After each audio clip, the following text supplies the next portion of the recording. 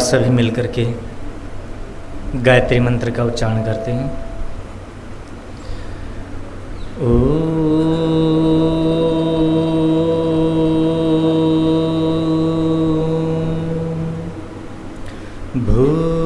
भूर्भुवस्वः तत्सवितुर्वरेण्यं भर्गो देवस्य धीमहि धियो यो नः प्रचोदयात्। ओम श्री परमात्मने नमः।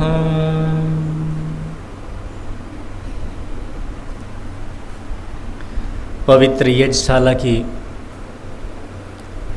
इस पवित्र वेदी के अंदर उपस्थित इस आश्रम के सभी अधिकारीगण, पदाधिकारीगण,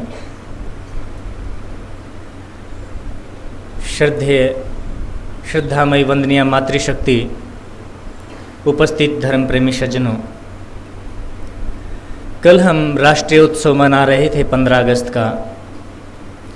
सामने बिल्कुल उद्यान में बैठे थे।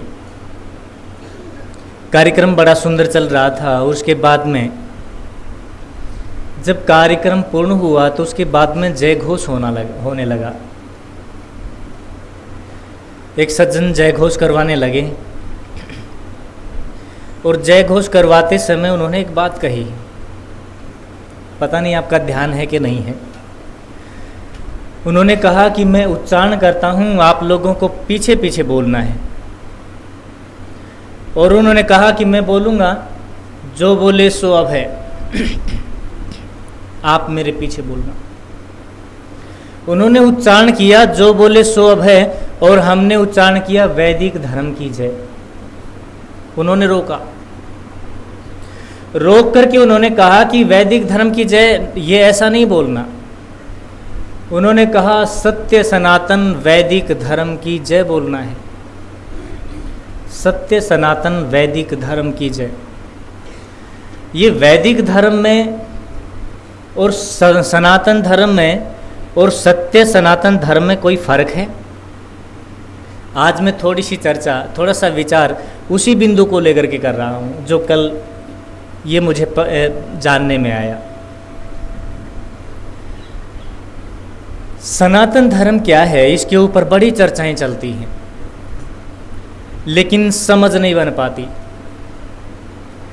वैदिक धर्म को समझना आसान है, समझ में आता है सरलता से, क्योंकि दिखता है, पढ़ा जाता है, गाया जाता है, समझाया जाता है विद्वानों के द्वारा, और वेद हमारे सामने उपलब्ध है, मौजूद है। उसके अंदर जो नीति निर्धारण किया गया है, उसके अंदर जो विहित कर्म और निषिद्ध कर्म दोनों तरह के दिए गए हैं, छोड़ देने जैसे कर्म भी और अपना लेने जैसे कर्म भी, उन ऐसे कर्मों को जब हम अपने जीवन में छोड़ते और अपनाते हैं तो ठीक ठीक समझ में आता है कि हम वैदिक धर्मी हैं। लेकिन उस धर्म के साथ साथ फिर ये बोलते हैं कि सत्य सनातन धर्म। अब ये सनातन धर्म क्या है? ये सनातन धर्म है, सनातन का मतलब होता है जो सदा से चला आ रहा है। एक ऐसा नियम जो किसी व्यक्ति ने नहीं बनाया, एक ऐसा विधान जो केवल व्यक्तिगत विधान नहीं हो सकता, एक ऐसी विधा जो केवल अकेला व्यक्ति जिसको जीता नहीं, वो कोई और चीज है जिसको हम सनातन कहते हैं। सनातन की व्याख्या जब जब श्री कृष्ण करते हैं गीता के अंदर भी, तो उनकी व्याख्या सनातन की आप देखेंगे तो समझ पाएंगे निश्चित रूप से, हाँ यही बात रही होगी। महर्षि स्वामी दयानंद 7वें समोल्लास से लेकर के बाकी और दूसरे ग्रंथों के अंदर भी बार बार वेद की व्याख्याओं को करते करते, मंत्रों का अर्थ करते करते बार बार सनातन शब्द का प्रयोग करते हैं। अगर उस सनातन शब्द को हम पकड़ करके विचार करते हैं तो निश्चित रूप से वही बात पकड़ में आती है जो कृष्ण कहते हैं। सनातन शब्द जब जब वेद के अंदर आया जाता है, जब जब वेद के अंदर गाया जाता है, तो सनातन शब्द का अर्थ तब भी वही निकलता है जो ये तीनों के तीनों महापुरुष कहते हैं, या हमारी विधा के जितने भी ऋषि मुनि हैं वो जिस सनातन की बात करते हैं वो सारे एक ही के ऊपर पहुंचते हैं। लेकिन आज जिस सनातन की बात हम करते हैं वो वहां नहीं पहुंचता।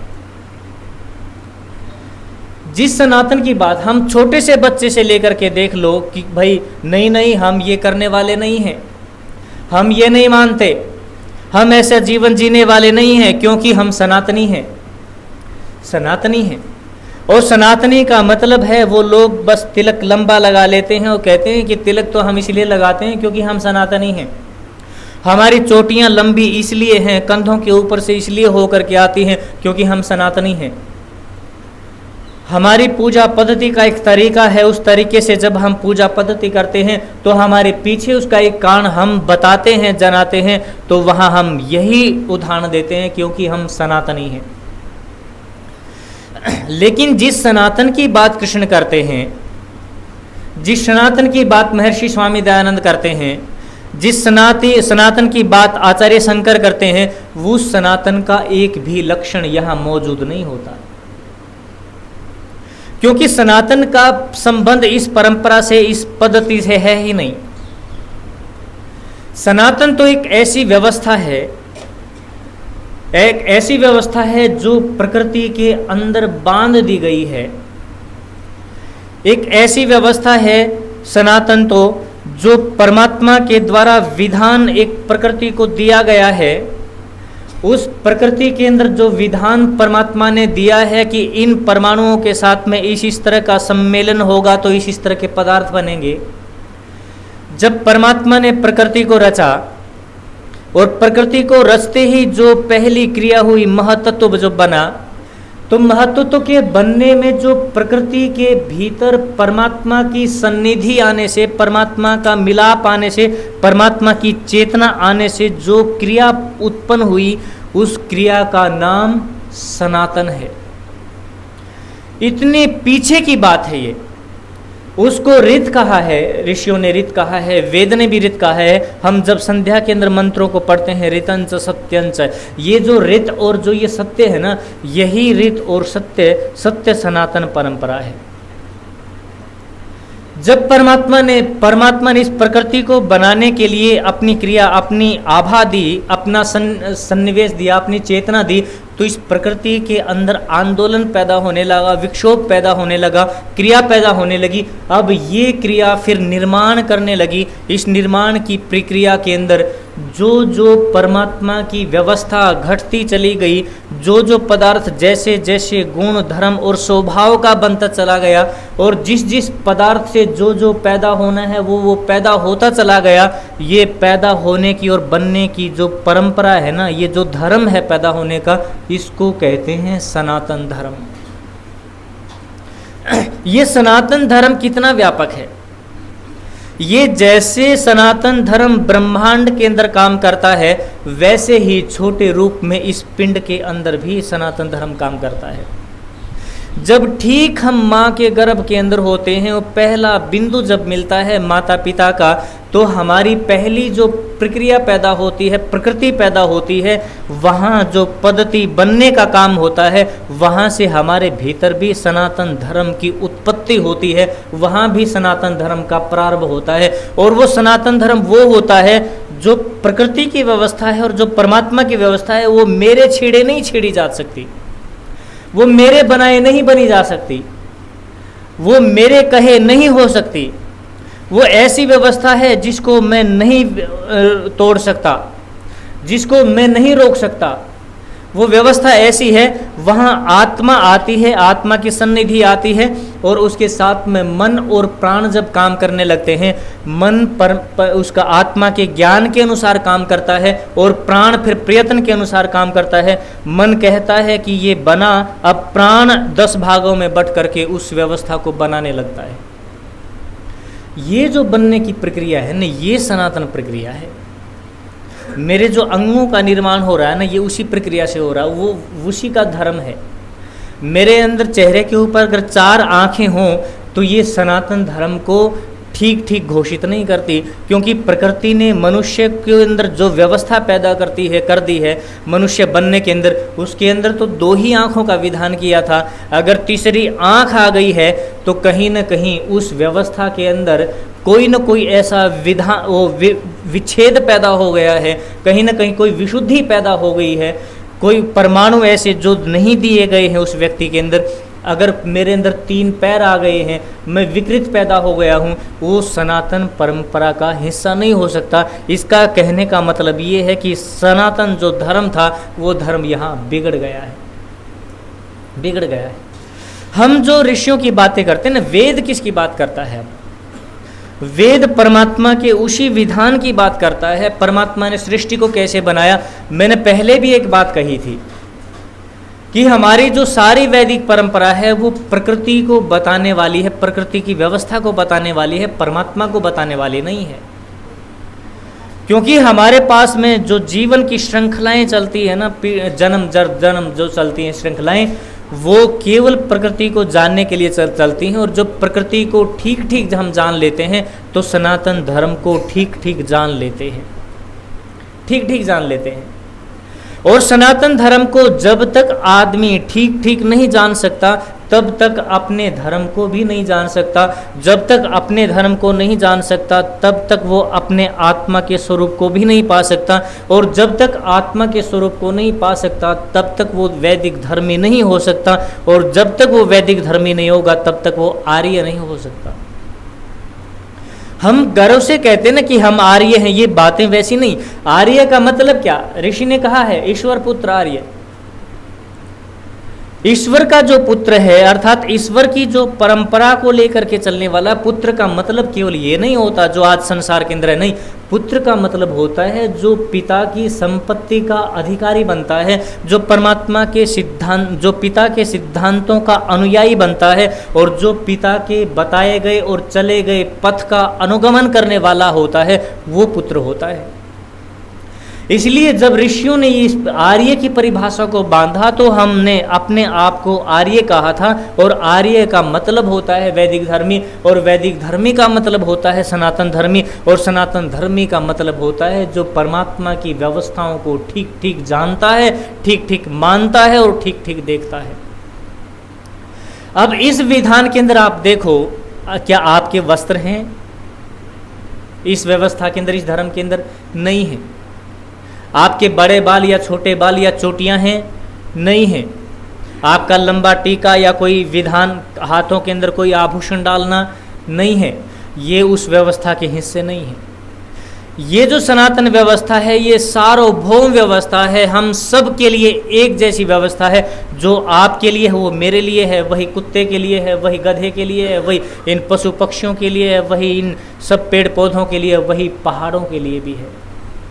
ये सनातन व्यवस्था जो सबके भीतर होकर के बहती है, सबके भीतर होकर के जन्म देती है, सबके अंदर जीवन देती है, इस गर्भ, पृथ्वी के गर्भ के अंदर उतर करके भी ये व्यवस्था, ये धर्म है ना, अलग अलग प्रकार के सोना चांदी, जिस मिट्टी के अंदर थोड़ी सी कर्कशता होगी, जिस मिट्टी के अंदर थोड़ा सा कशीलापन होगा, उस कशीलेपन के अंदर भी थोड़ा सा माधुर्य होगा, ऐसी मिट्टी के अंदर जब हम ढूंढ करके देखते हैं तो वो सोने जैसी धातुओं को बनाने वाली होती है। क्यों बनाने वाली होती है? क्योंकि वो उस मिट्टी का धर्म हो जाता है, क्योंकि वहाँ का वातावरण ऐसा दे दिया गया है, वहाँ की व्यवस्था परमात्मा ने ऐसी बना दी गई है, इसलिए इस व्यवस्था को सनातन व्यवस्था कहते हैं। ये लक्षण जहाँ भी घटते दिखाई देते हैं, ये धर्म जहाँ भी घटता दिखाई देता है, समझ लो वो व्यक्ति वहाँ उस व्यवस्था को ठीक ठीक जानता है। धर्म का मतलब क्या कहा? महर्षि स्वामी दयानंद जी ने सत्यार्थ प्रकाश में क्या कहा? धर्म क्या है? महाभारत में क्या कहा? महर्षि मनु ने क्या कहा? वहाँ केवल एक ही तरह की बात कही है, धारणात इति आहो धर्म।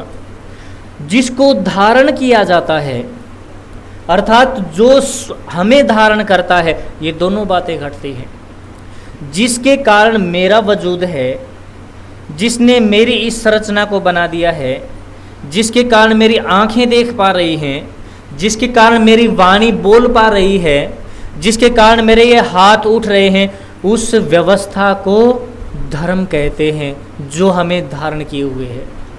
और दूसरे अर्थों में जो धर्म कहा है वो है जो धारण किया जाता है, अर्थात ऐसा धर्म जिसको हम धारण करके अपने आप को वहाँ तक लेकर के चलते हैं, अपने आप को वहाँ तक लेकर के चलते हैं। और वो धारण करने जैसी जो चीज़ें होती हैं ना, वो होती हैं जो सब के लिए एक जैसी होती हैं। अगर मैं हिंदुत्व का व्याख्यान कर रहा हूँ, अगर मैं हिंदुत्व की बातें कर रहा हूँ, तो मैं सनातनी नहीं हो सकता। हिंदुत्व एक मत है, हिंदुत्व एक विचार है, बौद्धिज्म एक विचार है, ये जो ईसाईपन है वो भी एक विचार है, कम्युनिस्ट भी एक विचार है, ईसाईयत भी एक विचार है, मुसलमानों का ये धर्म है वो भी एक विचार है। ये धर्म नहीं है, क्योंकि धर्म तो हमेशा ही शाश्वत होता है, धर्म तो हमेशा ही सार्वभौम होता है। व्यक्तिगत मत होते हैं, व्यक्तिगत पंथ होते हैं, व्यक्तिगत संप्रदाय हो सकते हैं, और वो व्यक्ति अपने अपने तरीके से जो जीवन शैली बनाते हैं वो उसको हम मान्यताएं बोलते हैं, मत कहते हैं। वो सभ्यताएं होती हैं, धर्म नहीं होता। सभ्यता और धर्म के अंदर, सभ्यता और संस्कृति के अंदर ये फर्क समझ लो। संस्कृति का मतलब होता है जो संस्कारों का निर्माण करती है, और संस्कारों का निर्माण करता है धर्म। संस्कृति का सीधा संबंध धर्म से है, और धर्म का सीधा संबंध परमात्मा के विधान से है। सभ्यता का संबंध हमारे रहन सहन, बाहर के परिवेश से है। अब मैं कैसे वस्त्र पहनता हूँ ये मेरे धर्म से संबंध नहीं रखता, ये मेरी सभ्यता से संबंध रखता है। मैं चोटी लंबी रखता हूँ, छोटी रखता हूँ, नहीं रखता हूँ, ये मेरी सभ्यता से संबंध रखता है, ये मेरी संस्कृति से संबंध नहीं रखता। मेरे कपड़ों का बनावट कैसी है, ये सब चीज़ें कैसी हैं, वो सभ्यताओं से संबंध रखती है, वो धर्म और संस्कृति से संबंध नहीं रखती। लेकिन हम जिसको धर्म कह करके ये बार बार ये कहते हैं कि हम तो सनातनी हैं, उसको ठीक से समझ लो। हमारा जीवन इस धर्म को धारण करने के लिए और इस धर्म के द्वारा स्वयं को धारण कर लिया जाए ऐसा बनाने के लिए पैदा हुआ है। लेकिन वो तब होगा जब हम ठीक ठीक इस प्रकृति की व्यवस्था को समझने लगेंगे। ठीक ठीक। अब इस प्रकृति की व्यवस्था क्या है, मैं थोड़ी सी बातें पंच महाभूतों से संबंध रखता हूँ। जल, जल का धर्म क्या है? शीतलता है। जल का धर्म क्या है? बहनापन है। जल का धर्म क्या है? वो अपने अंदर ऐसे परमाणुओं को धारण करता है जो स्वयं तो शांत होता ही है, और जो जिसके अंदर उतर जाता है उसको भी शांत कर देता है। ये सनातन धर्म है, क्योंकि ठीक ठीक ऋषियों की व्याख्या के अनुसार और उनके कहे अनुसार जो धारणा पैदा होती है, जो व्याख्या पैदा होती है, वो यही होती है। एक ऐसी चीज़ जो स्वयं भी उन्हीं गुणों को है, और जो वो चीज़ दूसरे के अंदर उतरती है तो उसके अंदर भी वही व्यवस्था पैदा कर देती है। मैं जो धारण करता हूँ वो धर्म है, और जिसने मुझे धारण कर रखा है वो धर्म है। अब इस जल के अंदर भी हमारी संस्कृत साहित्य के अंदर लगभग 101 नाम इसके जल के दे दिए गए। जब इसको जल कहा तो जल का मतलब ये है कि जो जीवन को पैदा करता है और जिसके अंदर जीवन लय को प्राप्त हो जाता है, अर्थात जिसके अंदर जीवन मिट जाता है, उसको जल कहते हैं। जब उसको आपह कहा वेद ने, आपह का मतलब है एक ऐसा जल जो संपूर्ण पृथ्वी के केंद्र के अंदर वाष्प के रूप में जमा है और समुद्रों के अंदर जमा है, सारा जल। जब हमारे शास्त्रों ने सलील कहा, उसको सलील का मतलब है ऐसा जल जो बहुत झीलों के अंदर शांत है, जिसके ऊपर हवाओं का भी तनाव नहीं है, जिसके अंदर कोई लहर नहीं उठती, ऐसा जल जो बिल्कुल बिना कोलाहल के बैठ गया है, जिसके ऊपर लेस मात्र भी हवा का दबाव नहीं है, बिल्कुल शांत हो गया है, उसको सलील कह दिया गया। वो कहते हैं जब भी हमारी संस्कृत साहित्य के अंदर सलील की बात कही गई है तो वहाँ ऐसे ही जल से लिया जाता है जो बिल्कुल शांत तरंग रहित है। कहते हैं कि ऋषि लोग जब ऐसी झील के पास में, शांत जल के पास में होकर के बैठते हैं तो वो जल अपना गुण उस व्यक्ति के अंदर उतार देता है और उतार करके उसको भी इतना ही स्थिर बना देता है, वृत्तियों से रहित बना देता है, चंचलता से रहित बना देता है, वो अपने जैसा कर लेता है उसको। जब उसको जल को एक अलग और नाम दे दिया गया, जब उसको पानी कह दिया गया, पानी की बातें जब बार बार जब आई तो पानी का मतलब ये कह दिया गया वो जल जो बह करके आ रहा है। पागत्यार्थ धातु से बनता है, जो जल सतत बहता ही रहता है और बहता बहता जो इधर उधर चलता रहता है, जो मुझे भी पा लेता है और जिस तक मैं पहुंचता हूं, ऐसा जल, ऐसा पानी पानी कहलाता है। तो ऐसे जल को जब जो गति देता है, जो स्वयं गति कर रहा है, उस जल को जब पिया जाता है तो यहाँ शास्त्र नीतिकार कहते हैं कि उसी पानी को पीना चाहिए जो गति कर रहा है। गति करता हुआ पानी जब आदमी के भीतर उतरता है, मनुष्य के अंदर उतरता है, तो उसके अंदर भी वो वही धर्म पैदा कर देता है, वही चलने का धर्म पैदा कर देता है, वही गति का धर्म पैदा कर देता है, उसके भीतर के आलस्य को हटा देता है, उसको पथिक बना देता है। ऐसा जल फिर अपने धर्म को भी उसके अंदर धारण करवा देता है और वो व्यक्ति फिर उस जल से युक्त हो जाता है। ये सनातन व्यवस्था है। देखा आपने बादलों के अंदर, ये बादलों के अंदर कितनी बड़ी बड़ी झीलें हैं, आपको नहीं पता। कितना पानी ये उठाए फिर रहे हैं, आपको नहीं पता। लेकिन वो ऐसे रूप में है, वो जल जिसको हम बोल रहे हैं, जिसको हम बारिश बोलते हैं, जो टपक टपक करके गिरता है, जो बार बार हो करके एक एक करके क्रम से गिर रहा है। ऐसा जल जब ऊपर से गिरता है या ऐसा जल जब चारों तरफ बहता है, वो जल भी हमारे भीतर जीवन पैदा करता है। वो हमारी जड़ों को इस पृथ्वी के साथ बांध देता है, क्योंकि वहाँ दो प्राण काम करते हैं। एक तो प्राण काम करता है और एक अपान काम करता है। अपान काम का, प्राण का काम होता है कि वो पार्थिवता को एक दूसरे के साथ में बांध देता है। मैं ये पृथ्वी के ऊपर बैठा हूँ, इसके ऊपर बैठता हूँ तो प्राण, अपान प्राण के कारण बैठ पाता हूँ। अपान प्राण उसको नीचे लेकर के आता है जल को, और उस जल को जमीन तक लेकर के जाता है, और वो जमीन से बांध करके उसके भीतर से फिर जीवन पैदा करता है। ये जो व्यवस्थाएं मैं एक उदाहरण देना चाह रहा हूँ, ये जो प्रकृति की व्यवस्था है, ये व्यवस्था सनातन व्यवस्था है। भगवान कृष्ण बार बार एक बात कहते हैं, गीता के अंदर कई अध्यायों के अंदर ये बातें चलती हैं। यज्ञ को भी उसी से जोड़ दिया है।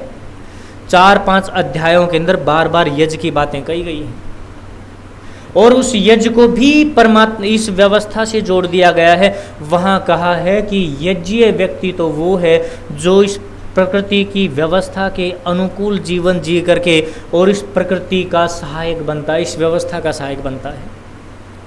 जो परमात्मा ने इस जगत की जो रचना करके इसको गति दी है, इस गति में जो सहायक बनता है, वही वास्तव में जीवन जी रहा है और वही वास्तव में सनातन धर्म को जानने वाला है। वहाँ ये बातें कही है, वहाँ ये बातें कही, वहाँ व्यक्तिगत धर्म से बात नहीं कही गई। व्यक्तिगत धर्म एक अलग धर्म है, एक सामाजिक धर्म है और एक सनातन धर्म है। ये 3 धर्म हैं। जो व्यक्तिगत धर्म होता है, मैं अपने धर्म का कितना आचरण पालन कर पा रहा हूँ, मैं बैठ करके करता हूँ, खड़े होकर के करता हूँ, मैं एकांत में करता हूँ या भीड़ में जा करके करता हूँ, मैं किस तरह का भोजन लेकर के करता हूँ, ये एक व्यक्तिगत धर्म है। लेकिन जब बात सामाजिक धर्म की आती है तो व्यक्तिगत जो धर्म होता है वो छोटा पड़ जाता है, हीन पड़ जाता है। इसलिए व्यक्ति को उसको छोड़ करके सनातन धर्म, ये जो सामाजिक धर्म है, ये सामाजिक धर्म जो है ये वैदिक धर्म कहलाता है। उस समय व्यक्ति को वेद की आज्ञाओं का पालन करना पड़ता है, उस समय वेद की व्यवस्थाओं का पालन करना पड़ता है, उस व्यक्ति को वेद के अनुकूल जीना पड़ता है। अगर वेद के अनुकूल वो व्यक्ति नहीं जीता है तो वो सामाजिक धर्म का पालन नहीं कर रहा, वो समाज का अपराधी है। लेकिन जब बात इससे भी ऊपर आती है, बात जब हम सनातन की करते हैं, तो सनातन के अंदर वेद की व्याख्याएं भी छोटी पड़ जाती हैं, वहाँ ईश्वर की व्यवस्था प्रारंभ हो जाती है और उसी व्यवस्था को जानने के लिए हम सनातनी होते हैं। उसी व्यवस्था को जानने के लिए हमें सनातन की तरफ चलना पड़ता है। उसी व्यवस्था को जानने के लिए हमें सनातन के ऊपर गर्व करना पड़ता है। अब उसके पीछे एक बात और जोड़ दी, सत्य सनातन, सत्य। अब ये सत्य क्या है? सत्य का मतलब है कि जब हम व्यक्तिगत व्यवहार से ऊपर उठ करके सामाजिक धर्म को बड़े अच्छे से जीवन जीते हैं, अर्थात वेद के अनुकूल जीवन जीते हैं, तो निश्चित रूप से वेद हमें सनातन व्यवस्था तक पहुंचा देता है। हमें परमात्मा की क्रियाएं इसके भीतर नजर आती हैं। जैसे हमारा शरीर है, ऋषियों ने कहा है जैसी व्यवस्था इस शरीर के अंदर है ना, वैसी की वैसी ब्रह्मांड के अंदर है। मेरा शरीर मेरी आत्मा के अनुसार काम कर रहा है।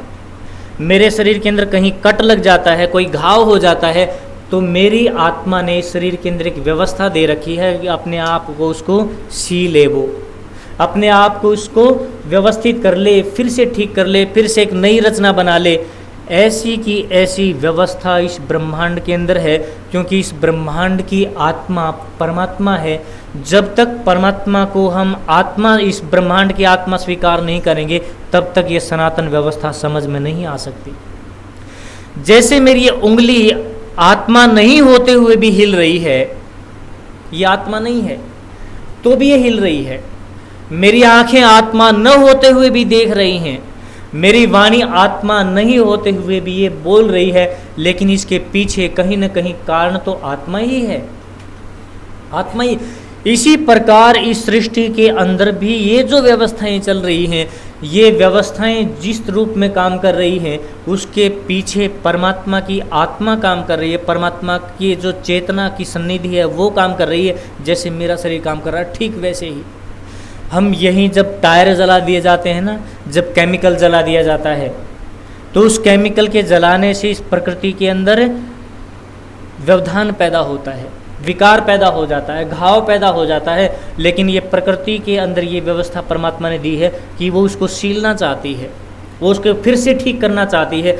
ये जो ठीक करने वाली जो ये व्यवस्था चलती है, ये व्यवस्था सनातन है, इसको सनातन कहते हैं। लेकिन जब हमारे शरीर के अंदर कोई ऐसा गहरा नासूर बन जाता है जो भविष्य में जा कर के कैंसर बन जाता है, अर्थात वो कोशिकाएं किसी बीमारी को न तो शरीर ठीक कर पा रहा है उनको, और न को औषधियाँ ठीक कर पा रही हैं, वो हमारे शरीर को नष्ट करने का कारण बनती है। ऐसे ही प्रकृति के अंदर भी जब कोई ऐसा व्यवधान डाल दिया जाता है, ऐसी चीज़ों का प्रयोग कर दिया जाता है जो इसको प्रकृति को वापस बनने में, ठीक होने में बड़ी दिक्कत होती है, बड़ी तकलीफ़ होती है, बड़ी पीड़ा होती है, बड़ी परेशानी होती है, वो अपने आप को ठीक नहीं कर पाती, वो अपने घावों को भर नहीं पाती, तो ये अपने आप को नष्ट कर लेती है। ये वैसे ही नष्ट कर लेती है जैसे मंगल के ऊपर, जैसे लगभग 3,500-4 हजार साल पहले मंगल के लोगों ने अपनी प्रकृति की व्यवस्था को छिन्न भिन्न कर दिया था।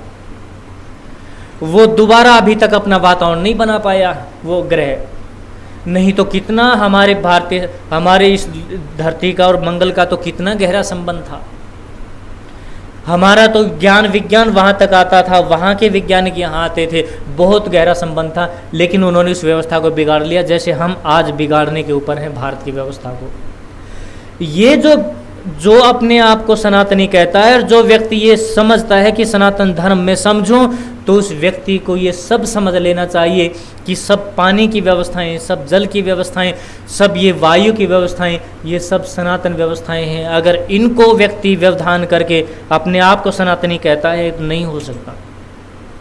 इसलिए हमारा ये कर्तव्य बनता है कि इस ठीक सनातन व्यवस्था को समझ करके इसके पीछे खड़े हुए परमात्मा को जब हम समझने लगते हैं, प्रकृति अपने आप को बता देती है मैं तो ऐसे बनती हूँ, ऐसे बिगड़ती हूँ, वो व्यक्ति सनातन व्यवस्था को समझते समझते उसका प्रयोग करने लगता है, उसको अपने अनुकूल बनाने लगता है। वो व्यक्ति चाहे तो अपने नए स्वरूप को बना सकता है, वो व्यक्ति चाहे तो अपने एक नए शरीर को धारण करवा सकता है, वो व्यक्ति चाहे तो नए परमाणुओं को ला करके हजारों लाखों साल तक जी सकता है।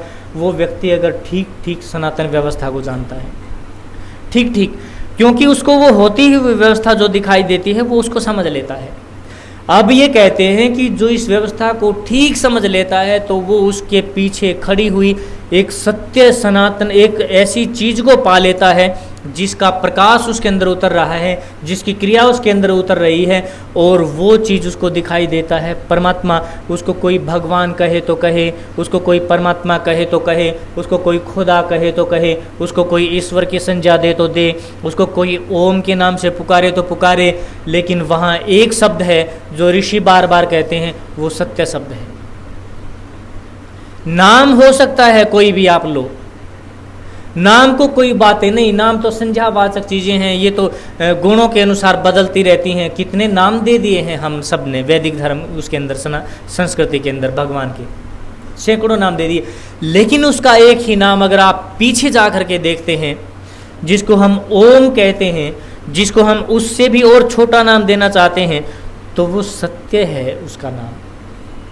और ये सत्य ही दिखाई देता है कि अरे ये है क्या, ये पीछे के पीछे जो बैठा हुआ है, जो सब खेल रचा रहा है, जिसने सबको चक्कर के अंदर बांध रखा है, जिसकी व्यवस्था से कोई बाहर नहीं निकल पाता, जिसकी व्यवस्था को कोई तोड़ नहीं पाता, वो बनाता है तो बनता है, वो बिगाड़ता है तो बिगड़ता है। तो ये सारी व्यवस्थाएं जहाँ से प्रारंभ होती हैं वहाँ से सनातन धर्म प्रारंभ होता है। इसलिए कहा है ऋषियों ने कि सनातन धर्म वो है जिसको कभी मिटाया नहीं जा सकता, सनातन धर्म वो है जिसको कोई बदल नहीं सकता, सनातन धर्म वो है जिसकी व्यवस्था को कोई विकृत नहीं कर सकता, सनातन धर्म वो है जो स्वयं परमात्मा निर्धारित करता है, सनातन धर्म वो है जो आदमी के सामर्थ्य से बाहर है, सनातन धर्म वो है जो इस सारी प्रकृति के लिए एक जैसा है, एक रूप में है। सनातन धर्म तो एक रस है जो सबके अंदर से होकर के बहता है, वो सब में एक जैसा होकर के बहता है। जो अपनी आत्मा को उससे जिस रूप में जोड़ता है उसका स्वाद वैसा ही हो जाता है। वो उसको बुरे रूप में जोड़ लेता है तो उसकी आत्मा विकृत होती है, उसके ऊपर कोई फर्क नहीं पड़ता। वो उसको शांत भाव से जोड़ता है तो उसके भीतर शांति उतार देता है, उसके ऊपर कोई प्रभाव नहीं पड़ता। जो व्यक्ति उसके भीतर से रस लेना चाहता है, अपनी इंद्रियों को रसोमयी करना चाहता है, वो स्वयं रस है, उसके भीतर रस बन करके उतरता है तो उसको सब रस में दिखाई देता है। इसलिए वो व्यक्ति कहता है कि सत्य सनातन धर्म की जय। अगर हमने वास्तव में जय करनी है तो समझो उस चीज को।